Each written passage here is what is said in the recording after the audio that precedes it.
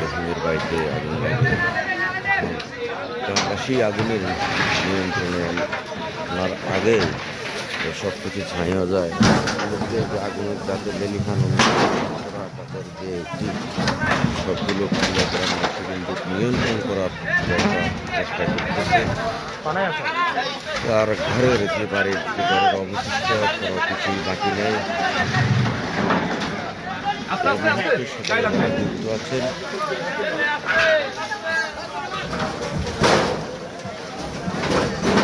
কতটার সময় আগুনে লাগে, তবে তারা প্রথমে যেটি আমাদেরকে জানিয়েছে যে বিদ্যুতের শর্ট সার্কিট থেকে হয়তো আগুনের সূত্রপাত ঘটে। কীভাবে আগুন লাগে জানা, তবে গ্রামবাসী কিন্তু শত শত যে লোকজন যে আগুন নিবানোর চেষ্টা করতেছে সকলের পাশেই কিন্তু একটি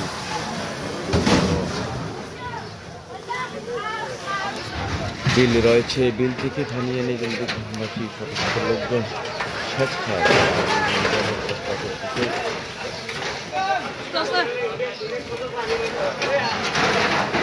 এই কাজে সকলে কিন্তু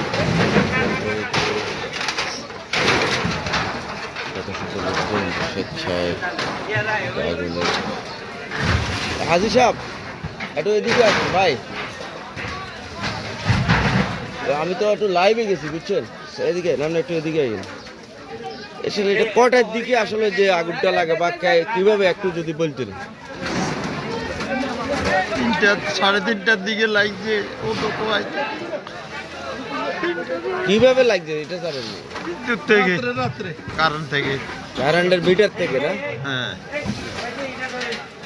কিছু তো আর রক্ষা করতে পারেন না। আপনাদের কোনো ক্ষয়ক্ষতি হয়েছে না নিজেদের?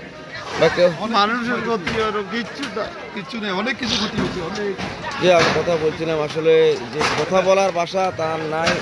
আসলে আপনারা দেখছেন যে আসলে আগুনের উপরে কিচ্ছু তার মানে অবশিষ্ট কিছুই নাই, সব কিছু দৌড়ে কোনো রকম যার স্ত্রী নাতি নাতনি এবং মেয়েদেরকে নিয়ে আসলে বের হয়ে আসে এক কাপড়ে।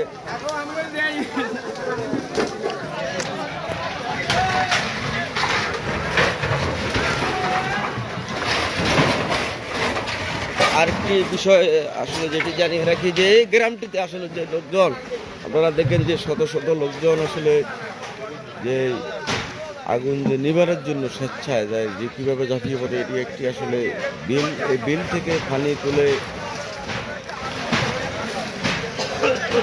এই যে রাখে এখান থেকে এখানে কিন্তু আসলে কিছুই বাকি নেই, সব কিছু পুরো ছাই হয়ে গেছে।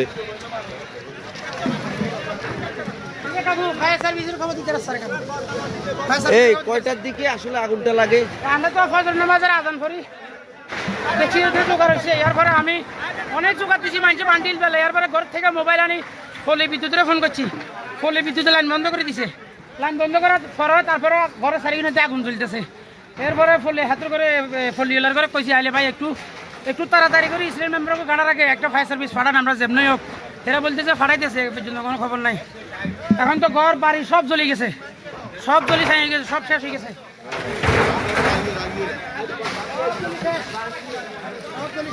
দেখছেন যে গ্রামবাসী আসলে আগুনটা লাগছে মনে হয় রাতের মনে হয়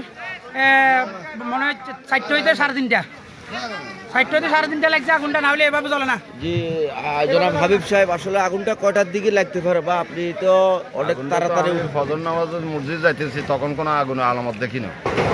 তখন প্রায় 5:30 5:30টার দিকে লাগছে। তো ওনারা তো বলতে পারতেছে না ঠিক কয়টা আগুন লাগছে। আমি মসজিদে আজান দিছি, তখন যাই জিম্মত ভাই আজান উল্লাহ করে আমি উঠছি 3:30 অথবা 4টা আগুন লাগছে। এর পরেও না আগেও না, আমরা আসি সাইডে গোড়া দমা করে চলতেছে। এরপর আমি ঘর থেকে মোবাইল আনলাম, বলে বিদ্যুতের নাম্বার কেউ। আগুনটা কিভাবে লাগছে? এখন আমার মনে হয় কয়েল থেকে লাগছে, নতুবা আজও সিদ্ধান্ত করা যান না, হয়তো বা কয়েল নতুবা কারণ, দুইটার একটা, হয়তো বা কারণ নতুবা কয়েল, দুইটার একটা। কেউ দেখে নাই, এখানে তো বলার আর সুযোগ নাই।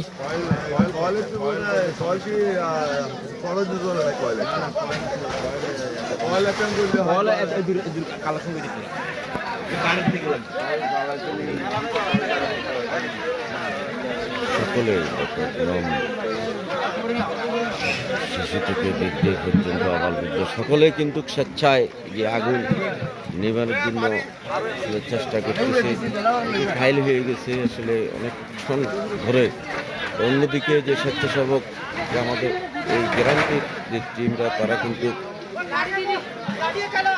আগুন যাতে বিদ্যুৎ না হয় সেদিকে চেষ্টা করতেছে। ইতিমধ্যে আগুন প্রায় নিয়ন্ত্রণে এসে গেছে।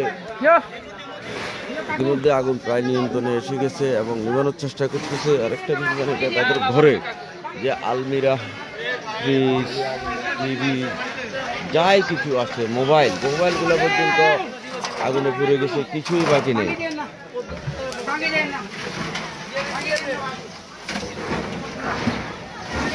বাবু রে এখান থেকে চিল্লে যদি ফিরে আগে তো বুঝা যায় না।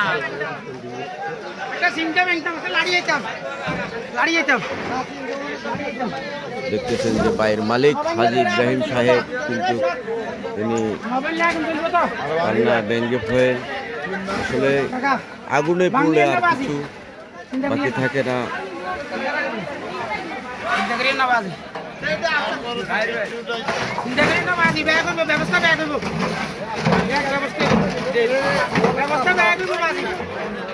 ব্যাগ ব্যবস্থা হইব বাজি, ব্যাগ ব্যবস্থা হইব, টান দিয়ে না ব্যাগ ব্যবস্থা হইব। আল্লাহ থেকে আনা কেন মরে গেছি, ব্যাগ ব্যবস্থা হইব। এটা কোন আপনি আমরা কান দিয়ে না মালিক আঙু কানি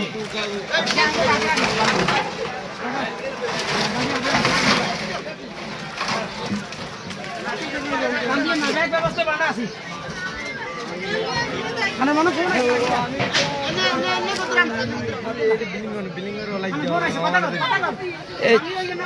ছালমাল আগুনটা কয়টার দিকে লাগে? আগুন নিয়ে আমি তো আইছি আধা ঘন্টা হবে। কথা কন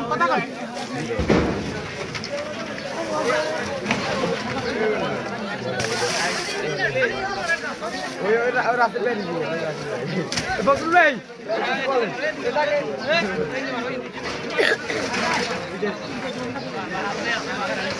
আমি আধা ঘন্টা আলমারি, শোকেস, কাঁথা, বালিশ, ল্যাপ, তোশক, খাট বা ফার্নিচার সব কিছু আসলে ছাই হয়ে গেছে।